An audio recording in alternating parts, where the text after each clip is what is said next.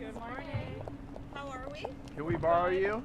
Sure. We'll take it. Just a couple. I have a meeting. We'll make it fast. And then I'll be back out in a little bit if you have more. What's going on? One question about these buyouts. You've been describing it as this effort to get folks to return to work. The union that represents federal workers, though, says this isn't a voluntary buyout. They say this is a purge of people that don't agree with the president. What's your response? That's absolutely false. This is a suggestion to federal workers that they have to return to work.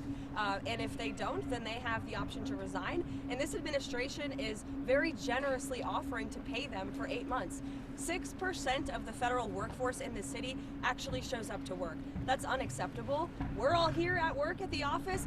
There are law enforcement officers and teachers and nurses across the country who showed up to the office today. People in this city need to do the same. It's an overwhelmingly popular policy with people outside of Washington, D.C. The president campaigned on this, and his administration's keeping the promise. Quick question to follow up on that. How much more is it going to cost? Because a lot of the space has now been given away, leases have expired, new purchases need to take place. What will it cost to bring all those workers back to create the new offices they need? It's going to save tens of millions of dollars because this government has been wasting millions of dollars on empty office space. That is beautiful. I mean, look at the buildings in this city. They're gorgeous. They've been here for decades, and the American people are paying for them. And so we're going to make good use of the office space in the city by having these federal workers return to work. I would also add that the order simply directs federal agencies to come up with a return to work plan. And so this isn't a purge, and this isn't forcing every single individual in Washington, D.C. to return to work, only if they are able and, of course, within the law. One more quick one, if I can, about the defense secretary right now. We heard that Pete Hegseth has now taken away the security protections that General Mark Milley has.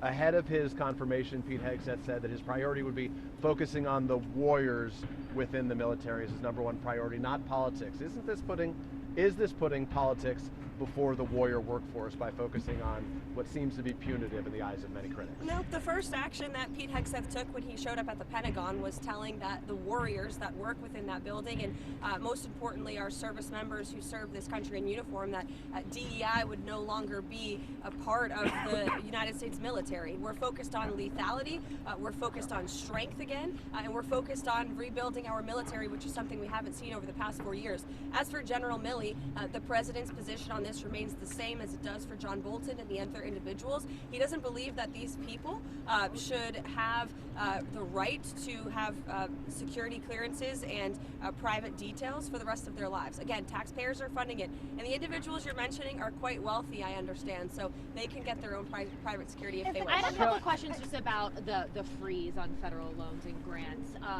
What will the report and review process look like when it goes to OMB for review? And also, now that a federal judge has temporarily blocked it, what are the plans moving forward on that? Because it seems like that Q&A memo that was released yesterday as well was trying to kind of explain a lot of the widespread confusion that a lot of these different organizations who rely on that funding had.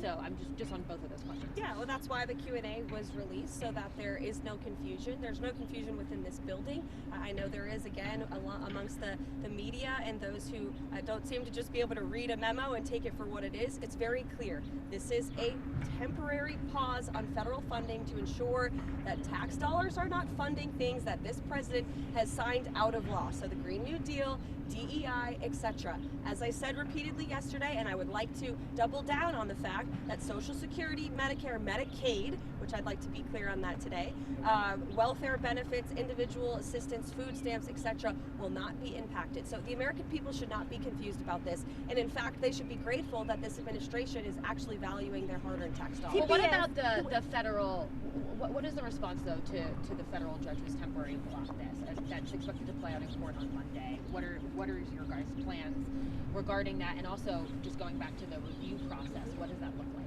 Everything this administration does is within the confines of the law, and so we're prepared to fight this battle in court. Caroline, thank you, Caroline, for stopping.